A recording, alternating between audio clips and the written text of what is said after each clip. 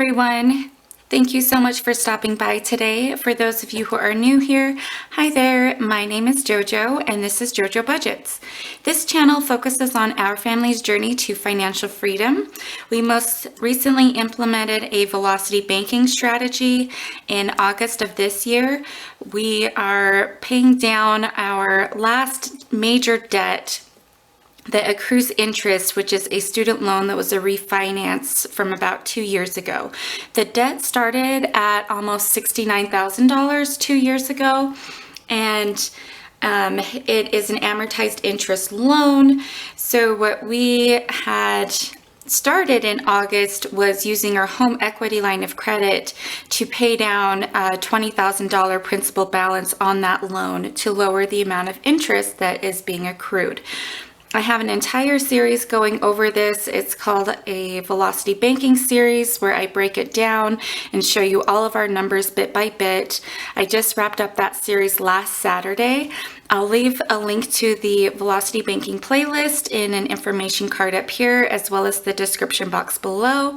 If you're just jumping in now and you want to see a little more about how we came to this tracker, and also how that strategy works. So today on this monthly check-in, what I do is we are housing accounts within our home equity line of credit because interest is accrued based on an average daily balance, and housing these accounts within that line of credit helps to hold that daily balance down as low as possible for as long as possible in order to amplify our interest savings. So what I start with first is tracking how much money is in those accounts. So if I needed to pull them out entirely, I know how much money is designated to each one of those. And then I do also track the starting balance of the home equity line of credit when we subtract the $20,000 from this total right here, and then the interest that we pay for the month, interest overall, and then the ending balance once we figure out the numbers. I'm going to get you guys zoomed in a little closer and we'll go ahead and get started. Okay, so here we are zoomed in so you guys can see a little better as I'm writing in the numbers. On my last Velocity Banking series video, I went into this transaction log and how I actually track the accounts that are as money's flowing in and out of these accounts.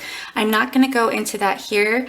I've already pre-calculated the numbers, but that's just how I come to the numbers you guys are going to see me write down, is by using this Velocity Banking transaction log. And then I also keep track of accounts that require a checking account, so I know how much money and when I need to have that money sitting in the standard checking account so I don't end up overdrafting or anything like that. Okay. So what we're going to start with first is our checking account, and in total what was added was $7,310.74. We had transferred out in total $8,400.76. This left us at the end of the month with $7,984.12 for checking. Sinking funds, for those of you who watched my October sinking fund closeout video, these are the exact same numbers that we ended with for sinking funds because of this sinking fund account that's housed within the HELOC still serves the same purpose. So the numbers should be the same. And we had transferred in $936.46. We ended up utilizing $884.42 from our sinking funds. So our ending balance, when we closed out those sinking funds, was $4,229.72. Next, for savings one, we had added $50. That's its monthly contribution. and taken away. I did end up purchasing some gold, you guys. So this was the total. It was from SD Bullion is who I purchased it from. It hasn't come in the mail yet. They sent me an email with a tracking, but this ended up ending with $924.52. Now this is our emergency fund. I want it to be at $1,000. So I'm going to, you guys will see me add, it's going to be $75.48 instead of the normal $50 to get it bumped back up to $1,000. And then once it's sitting at $1,000, the $50 contribution is no longer going to go in cash currency towards this savings one. I'm just going to buy $50 of silver or build it up and purchase a lump sum of gold. Because that's money as well. It's just a different form of currency. And I want to try to be as diversified as possible. We have our stocks. We have this cash currency savings. Our sinking funds, in a way, is a form of savings. We could cut out some categories in a pinch or an emergency. And then we're eventually looking at investing in real estate. So I figured instead of having this money be as cash currency, which that can fluctuate, especially with how the global market is going right now, I feel more comfortable having gold or silver, something that is more stable, and it's money. You know, money is money, so I'm still contributing to savings. So that's where that money came from, and that's something you guys will see me do in the future. Savings number 2, it had its usual $300, and then we did not pull anything out from there, so it is now sitting at $1,500.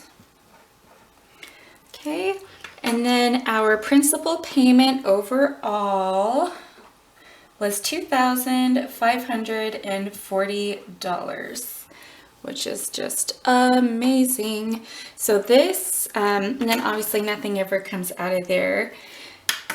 This now is sitting at, principal paid towards that $20,000 is $5,361.61. So when you add all of these together, that comes to $11,137.20 that flowed into the HELOC to these different accounts. What came out was $9,760.66. So right now, you guys, when you, actually I'll just show you. When you take this $18,623.46, add the $11,137.20, take away the $97.60.66, this totals $20,000. So that's money that's sitting in the HELOC. That's how much we took out. Our balance on the HELOC right now is 0. So to the bank, it doesn't look like we have any principal, that we've taken out any money. So I'm trying to hold it down at 0 for as long as possible, for as many days as possible, so that we get charged as little interest as possible. So how much did we get charged in interest for the month of October? It ended up being $10.89. Our interest overall, $81.58. And whenever I make my monthly payments, I pay off the interest. That's included in the monthly payment. So our HELOC ending balance is 0, which is so awesome. Okay, I do also, for those of you who watched my October budget closeout video yesterday, I wasn't able to update my debt ending balances. So I have my paycheck budget sheet right here. And down at the bottom, I have my debt tables right here. So what I'm going to do, now I know how much of this minimum payment towards my student loan, which is $543.40, $380.77 of that went towards principal. So what we will do now is take that $40,445.60 that we still owe, minus the $380.77, and that brings our ending balance to $40,064.83.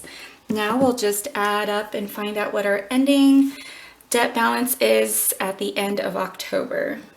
So 714.09, 599, 94, 14, 638, 39.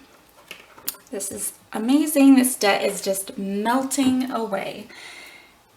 $56,017.25.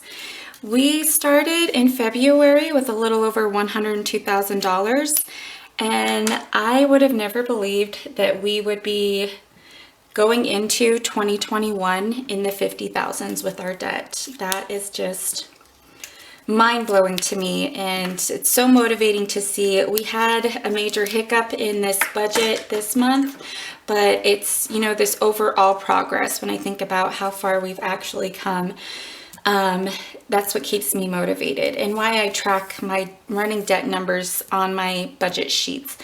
I do also a quarterly debt net worth assessment. There will be one in December, but I like to see a running tally of those numbers, and it really just helps compiling those videos a lot easier.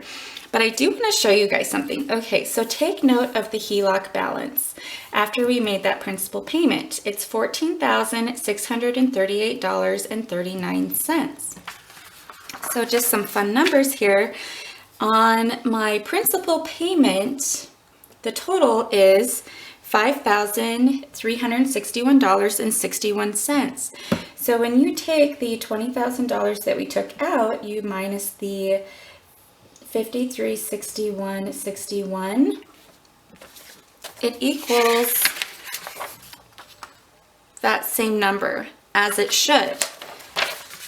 And then similarly, when you add all these together, so 7984.12 plus 4229.72 plus 924.52 plus 1500, it's the same thing. So like if we went to just pull out all of this money except for the principal payment, it should show that that is how much we still owe. So that's kind of how I cross-check myself to make sure that I'm compiling these numbers correctly.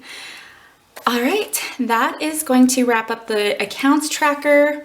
Everything is looking good there. I'm now going to switch you guys over to the Excel spreadsheet where we're going to plug in the interest numbers and see how much we have in interest savings since implementing this strategy. Okay, everybody, here we are at my Excel spreadsheet. This is where I am tracking my predicted interest savings. On the top table, I have the standard snowball method. Had we been just stuck with the snowball method to pay down our student loan, which there is obviously absolutely nothing wrong with implementing that strategy. You still pay down debt. But on the bottom is the velocity banking strategy, which is the one we are actually using. So I can plug in more real numbers or our real numbers. The top table is more hypothetical ones, but this just shows our interest savings since implementing the velocity banking strategy as opposed to continuing with the standard snowball. On the far right is the dollar savings every month that we have saved since implementing this strategy. You can see the top two our first two rows shows August and September, and I have expanded. I have a lot of the rows hidden just so that you guys can see a lot easier, but then on the bottom, that dark blue overall total, that is our predicted savings for the life of this loan, saying that with using the velocity banking strategy. So now what we'll do is I'm going to plug in what our actual snowball ended up being for the month of October, and it was really quite amazing. It was more than I thought it was. It was $2,514.30. And then you'll see it updates that principal balance for November because of just how the lender would apply interest would be more reflected. That decreased principal balance would be more reflected for the month of November by the lender. And then we'll come over here to October. The actual interest we paid on our student loan for the month of October was $162.63, and then the interest to the home equity line of credit was $10.89. So our savings was for the month of October $56.50. And you can see overall we've saved almost $150 just after implementing this strategy for 3 months, which is awesome. And, our overall savings did decrease by a little bit, but if it's even approaching $500 of interest savings money that's not coming out of my pocket, and I'm more than happy that $150 didn't come out of my pocket since implementing this strategy, I am all in. But that is it, you guys. That's going to wrap up the Velocity Banking Monthly Check-In for the month of October. And if you enjoyed this video, please give it a thumbs up. If you are enjoying the contents of my channel, please consider subscribing and follow along with my family and I on this debt-free journey. I hope you all have a wonderful week. This will be my last video for this week. I will meet you all here next Thursday for my week 1 check-in for paycheck number 1 for the month of November.